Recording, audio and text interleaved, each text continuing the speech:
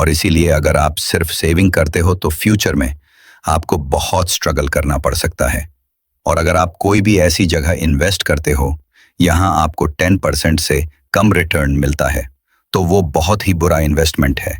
क्योंकि मैं कुछ ऐसे अंकल लोगों को जानता हूँ जिनको 12-1500 12-1800 की सालाना पेंशन मिलती है, जिसे फिलहाल उनके एक दिन का होटल में खाने का बिल पावर होता है। लेकिन एक ज़माने में उनका इससे पूरे साल का एक्सपीरियंस होता था, क्योंकि उन्होंने ऐसे इन्वेस्टमेंट चुने जो वो टाइम पर एकदम अच्छी और सेव लगते थे। लेकिन जैसे जैसे टाइम निकलता गया तो इन्वेस्टमेंट इतनी खास रेट से ग्रो नहीं हुए और महंगाई ज़्यादा बढ़ गई। और फिर कुछ इनोसेंट लोग ऐसे भी होते हैं जो इसके ऊपर लोन लेते हैं, मतलब 10% के लिए तो महंगाई बढ़ती है और उस पर 8-10% एक्स्ट्रा वो बैंक को इंटरेस्ट में पे करते हैं। तो ऐसे लोग को देखकर आपको सरप्राइज होने की जरूरत नहीं है कि वो लोग हमेशा पैसों को लेकर इतने परेशान क्यों थे। लेकिन कंप्यूटिंग के अगेंस्ट जाने के बारे में हम किसी और दिन तक डिटेल में डिस्कस करेंगे।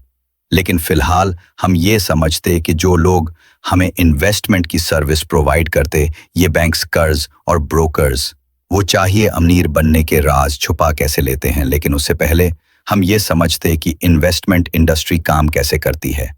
तो दोस्तों, इन्वेस्टमेंट इंडस्ट्री के दो साइड होते हैं। एक होती है by side and inside and side और इंश्योरेंस कंपनीज। इनको ज्यादा प्रॉफिट कब मिलता है? जो आपके पास ज्यादा पैसा जमा करते हो या इनकी पॉलिसी बाय करते हो। फिर दूसरी होती है sell side and brokerage industry. इनको द प्रॉफिट तब मिलता है जब ज्यादा ट्रांजैक्शन करते हो, मतलब शेयर खरीद के उसे बेचते हो। तब तो सबसे पहले हम इस बाय साइड की बात करते। अब दोस्तों, एक आदमी ने मुझे रिसेंटली ही मेल किया कि सर, मुझे अपनी बैंक से एक कैंटीन कम वाली पॉलिसी मिल रही है, जहां मुझे इस साल सिर्फ 2.4 लाख रुपीस इन्वेस्ट करना है 6 साल तक। फिर मुझे 20 साल के बाद 50 लाख रुपए मिलेगा। तो जरा मुझे बताइए इस पॉलिसी में क्या बुरा है? तो दोस्तों, जब भी आपको कोई ऐसी पॉलिसी मिलती है तो आपको हमेशा उसका कंप्लीटेड इन चेक करना चाहिए कि आपका पैसा कितने % के रेट से शुरू हो रहा है।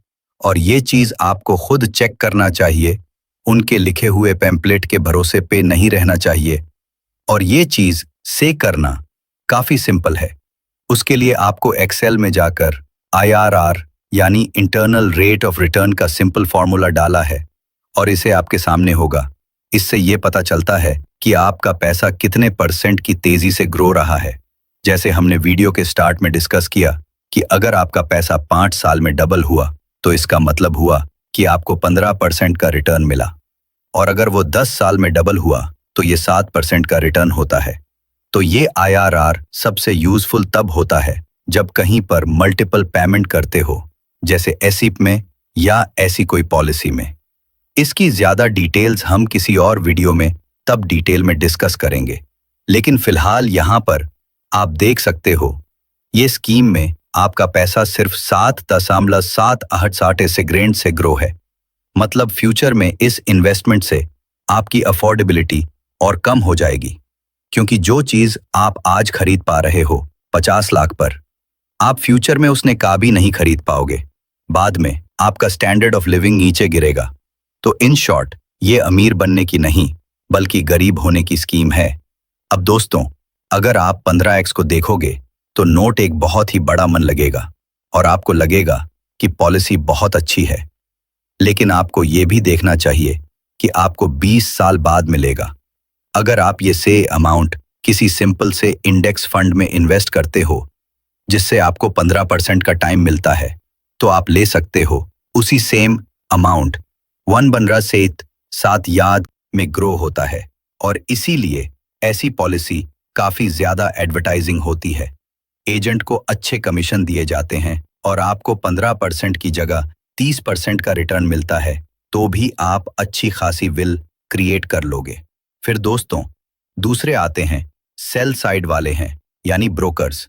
अब दोस्तों, जो लोग हिम्मत करके स्टॉक मार्केट में एंटर भी कर लेते तो उनको एक बहुत ही बड़ी प्रॉब्लम का सामना करना पड़ता है, क्योंकि जब आप किसी ब्रोकर की सर्विस के लिए साइन अप करते हो, होटो की एडिशन सर्विस फ्री में प्रोवाइड करते, ट्रेडिंग करने के लिए ट्रेनिंग देंगे, ये मार्केट के अपडेट प्रोवाइड